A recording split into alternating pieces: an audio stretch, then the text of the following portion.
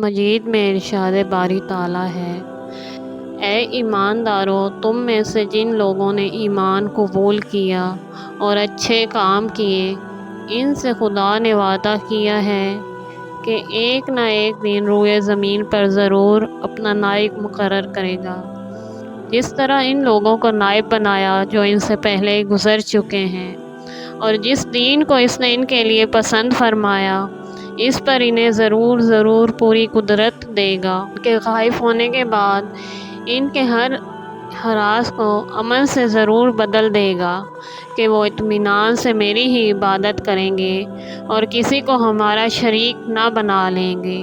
وہ لوگ تاریخ اسلام اور مذہب حقہ کے بارے میں معلومات نہیں رکھتے۔ ان کا کہنا ہے کہ مہدویت کا تصور امام علیہ السلام کی ولادت کے زمانے سے شروع ہوا ہے، لیکن حقائق پر مبنی کچھ باتیں ہیں۔ ان کو بتانا یہ مقصود ہے کہ مہدویت کا تصور کہاں سے شروع ہوا اور اس کا مقصد کیا ہے۔ سب سے پہلے قرآن مجید میں بنی نوع انسان کو واضح الفاظ میں خوشخبری دی گئی ہے۔ حضرت امام زمانہ علیہ السلام نے ہر صورت میں تشریف لا کر یہ عالمگیر اسلامی تشکیل دینی ہے۔ اس کے بارے میں بہت سی آیات قرآن مجید میں موجود ہیں، آپ ان کا مطالعہ کر سکتے ہیں۔ ان آیات میں سے ایک یہ ہے کہ ارشاد الہی ہوتا ہے، اور ہم نے تو نصیحت یعنی توریت کے بعد یقیناً زبور میں لکھ ہی دیا ہے کہ روئے زمین کے وارث ہمارے نیک بندے ہوں گے۔ قرآن مجید کہہ رہا ہے کہ اس کائنات پر، اس زمین پر ہمیشہ ظالم جاگیرداروں کا قبضہ نہیں رہے گا۔ اسی طرح تمام مذاہب ختم ہو جائیں گے اور صرف اسلام ہی واحد الہی مذہب رہ جائے گا۔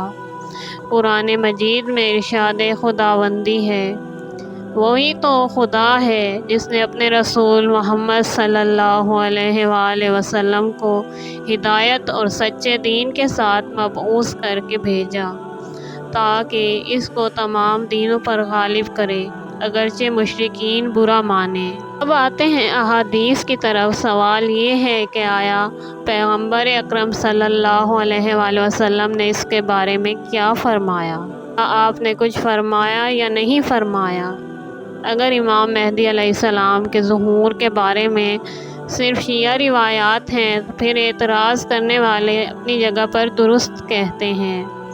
اگر یہ مسئلہ واقعی بہت بڑا مسئلہ ہے تو پیغمبر اکرم صلی اللہ علیہ وآلہ وسلم نے ضرور کچھ نہ کچھ فرمایا ہوگا۔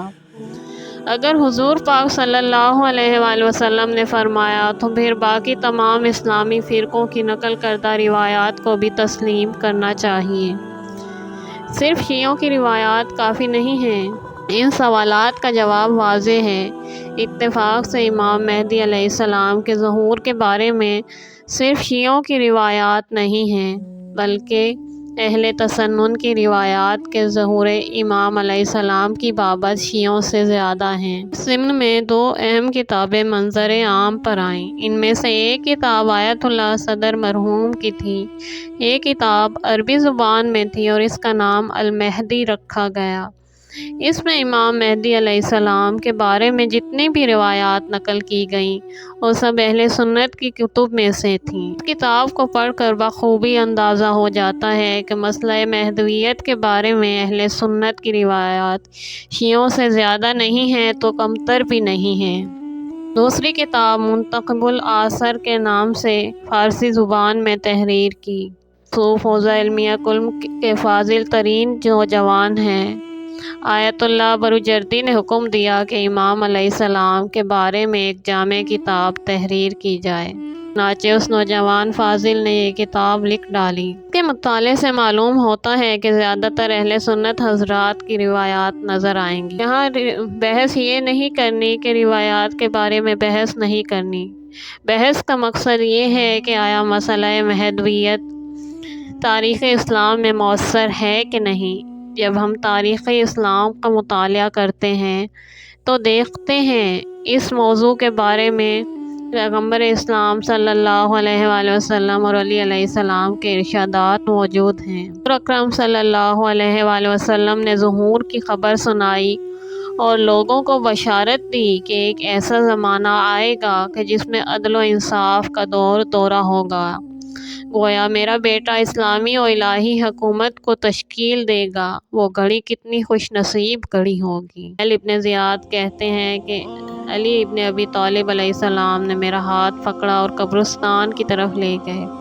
جب آبادی سے باہر نکلے تو ایک لمبی آہ کھینچی اور فرمایا، دیکھو 3 قسم کے لوگ ہوتے ہیں، ایک عالم ربانی، دوسرا متعلم کہ جو نجات کی راہ پر برقرار رہے، اور تیسرا عوام الناس کا وہ گروہ کہ جو ہر پکارنے والے کے پیچھے ہوتا ہے۔ اس نے یہاں اپنی تنہائی کا ذکر فرمایا ہے کہ کوئی بھی تو ایسا نہیں ہے مجھ سے اسرار و رموز حاصل کرے اور میں اسے دل کی باتیں بتاؤں۔ پھر فرمانے لگے، ہاں یہ زمین حجت خدا سے خالی نہیں رہے گی۔ ہاں اگر زمین ایسے فرد سے خالی نہیں رہتی کہ جو خدا کی حجت کو برقرار رکھتا ہے، چاہے وہ ظاہر ہو، مشہود ہو، خائف و پنہاں ہو، تاکہ اللہ کی دلیلیں اور نشان مٹنے نہ پائیں۔ خداوند عالم ان کے ذریعے سے اپنی حجتوں اور نشانیوں کی حفاظت کرتا ہے، یہاں تک کہ وہ ان کو اپنے ایسوں کے سپرد کریں اور اپنے ایسوں کے دلوں انہیں بو دیں۔ تاریخ اسلام میں سب سے پہلے نظریہ مہدویت مختار ثقفی کے زمانے میں شروع ہوا، جب مختار امام حسین علیہ السلام کے قاتلوں سے انتقام لینا چاہتے تھے۔ اس میں کوئی شک نہیں کہ جناب مختار بہت ہی اچھے دیندار اور مجاہد شخص تھے۔ جناب مختار کو شروع ہی سے پتہ تھا کہ لوگ ان کی قیادت میں جہاد نہیں کریں گے، کیونکہ امام وقت حضرت زین العابدین علیہ السلام موجود تھے۔ جناب مختار نے جناب امام سجاد علیہ السلام سے رابطہ کر کے انتقام لینے کی اجازت چاہی۔ آپ خاموش رہے، شاید حالات اس امر کی اجازت نہ دیتے تھے۔ زہری کیا کہتے ہیں؟ ابو الفرج اصفہانی، جو کہ امی النسل مورخ ہیں اور شیعہ بھی نہیں ہیں، اپنی کتاب مقاتل الطالبین میں تحریر کرتے ہیں کہ جب زید بن امام سجاد علیہ السلام کی شہادت کی خبر زہری کو ملی تو انہوں نے کہا کہ اہل بیت علیہم السلام کے کچھ افراد جلدی کیوں کرتے ہیں، کیونکہ ایک وقت آئے گا کہ ان کا مہدی ظہور کرے گا۔ اس سے معلوم ہوتا ہے کہ حضرت مہدی علیہ السلام کا مسئلہ اس قدر مسلم تھا کہ جب زہری کو جناب زید کی شہادت کی خبر موصول ہوئی تو ان کا ذہن فوراً جناب زید کے انقلاب کی طرف گیا اور انہوں نے کہا اہل بیت علیہم السلام کے انقلابی اور پرجوش نوجوانوں کو صبر کرنا چاہیے۔ انقلاب تو صرف ایک ہی آئے گا اور ایک ہی لائے گا، وہ ہے انقلاب مہدی علیہ السلام، اور اس انقلاب کو لانے والے حضرت امام مہدی علیہ السلام ہی ہوں گے۔